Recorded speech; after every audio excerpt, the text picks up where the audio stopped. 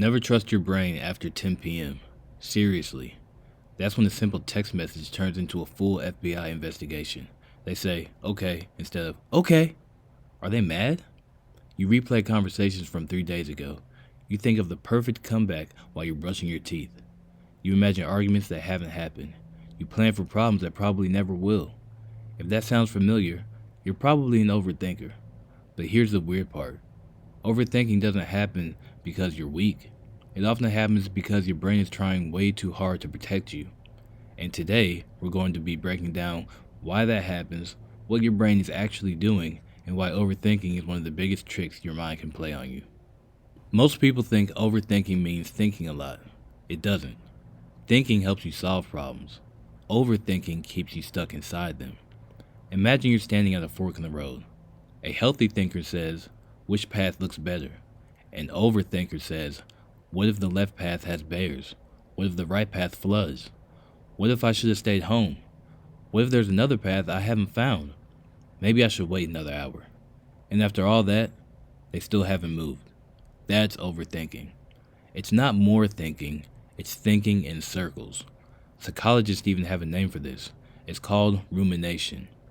Rumination is when your brain keeps replaying the same thoughts without finding an answer.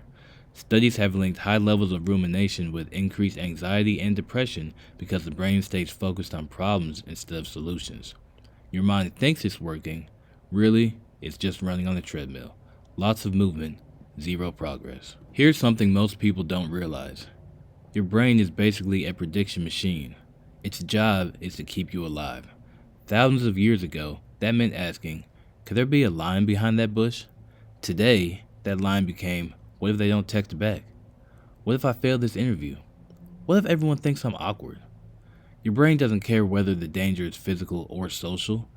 To your nervous system, rejection can feel almost as scary as real danger. So, your brain starts creating possible futures, then more futures, then futures for those futures.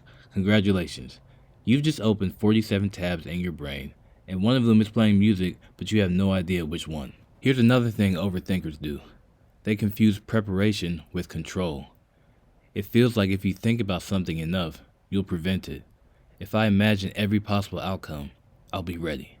It sounds smart, except life doesn't work that way. You can't predict everything, and trying to usually creates more stress than the thing you're actually worried about. It's like checking the weather every 5 minutes. The rain isn't changing, you're just refreshing your anxiety. Now here's where it gets funny. Overthinkers are amazing at solving everyone else's problems. Your friend tells you they got dumped, you got advice. Your coworker says they have drama, you got solutions. But the second it's your own life, your brain suddenly becomes a courtroom. Every decision, a prosecutor, a defense attorney, 12 imaginary jurors, 3 witnesses, and somehow the trial lasts 6 business days. Why? Because emotions make everything harder. When we're emotionally involved, our brain becomes less objective. That's why giving advice is easy, and taking your own advice is hard. One of the biggest reasons people overthink is perfectionism. Not because they want things to be perfect, but because they're scared of making the wrong choice.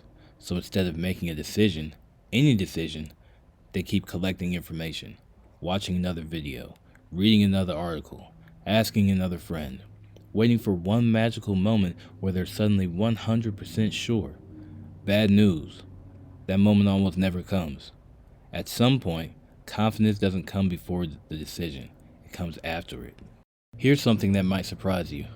Some research suggests that many of the things people worry about never actually happen. And even when they do, they're not nearly as bad as people imagined.